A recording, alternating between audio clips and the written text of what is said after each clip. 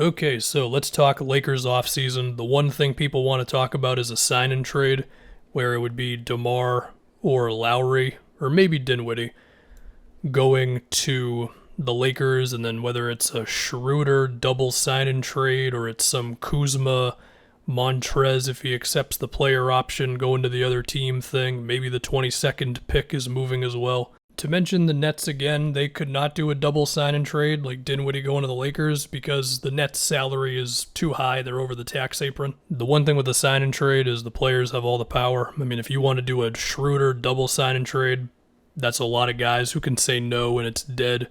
If DeMar or Lowry were not all in on going to the Lakers, then it's not going to happen, but it is a possibility, right?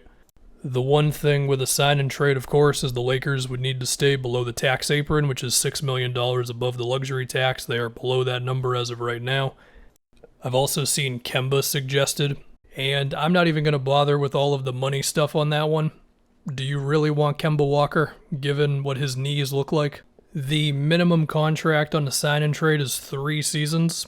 Kyle Lowry, not young, of course. Now, if I can move past sign and trades and go into regular trades, Montrez's player option still matters here. If he declines that option, then a lot of offers that I've seen would be dead.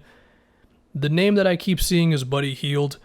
I don't think the Lakers have an offer that I imagine the Kings would be too hyped about. I mean, it's some Kuzma 22nd pick for Buddy Hield. I don't think that's a good return for the guy. If you throw in Montrez, I think it's a little more interesting, but even then, the Kings need defense.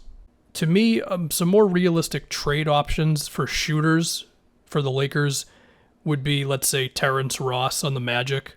Although it should be said, Terrence Ross's shooting percentages have been a little iffy lately. Maybe Eric Gordon, but he's been hurt. Honestly, the most realistic thing for the Lakers picking up a shooter could just be somebody cheap in free agency. Maybe if they have their taxpayer mid-level or biannual exception or whatever.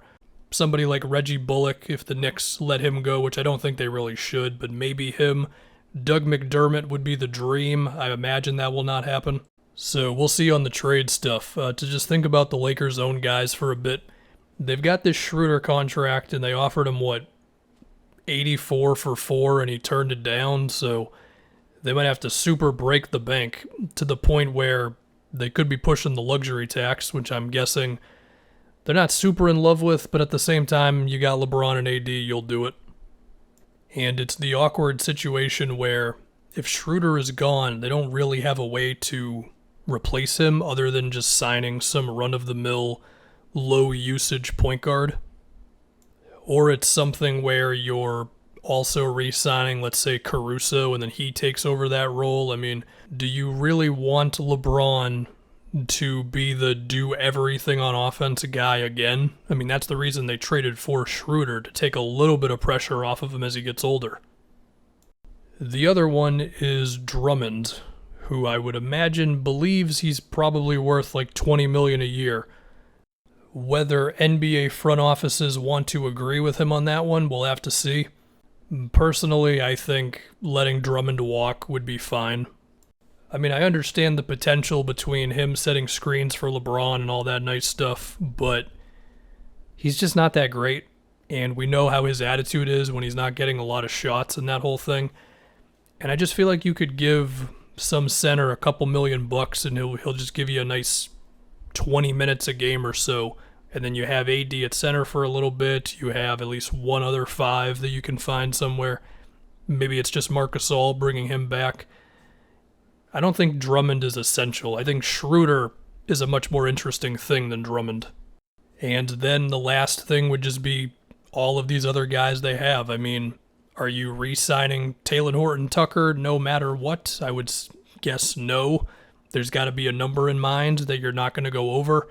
Similar thing with Markieff Morris, Caruso as well. Like, I don't know what the number is for all these dudes, but it can't be too high. Speaking about Horton-Tucker specifically, do we think some team is going to offer him, I don't know, $13 million a year in restricted free agency or something? We'll just have to wait and see. The other interesting thing is KCP's contract, because it's non-guaranteed or not fully guaranteed for 2023. So in a way, it's an expiring. which means you pair that up with the 22nd pick, and you could get something. I still don't think that Buddy Hield thing is really going to happen for that, but it's something. So yeah, once again, the big thing is if some free agent, aka DeRozan or Lowry, actually wants to go to the Lakers and they can work out a sign and trade. Besides that, it's kind of smaller moves, but I mean, assuming LeBron and AD are healthy, which maybe that question becomes bigger as the seasons go on here, they should be title contenders. And then from there, it's buyout market. Who can you get on a minimum contract where we're like, really, that guy was willing to take that or whatever? Those things happen every offseason, and they can end up being swing pieces. I mean, Trevor Ariza could be something like that. PJ Tucker, if the Bucks don't bring him back. Even Blake Griffin, if the Nets don't hold on to him. So those types of moves are always going to be there. So yeah, that's all I got.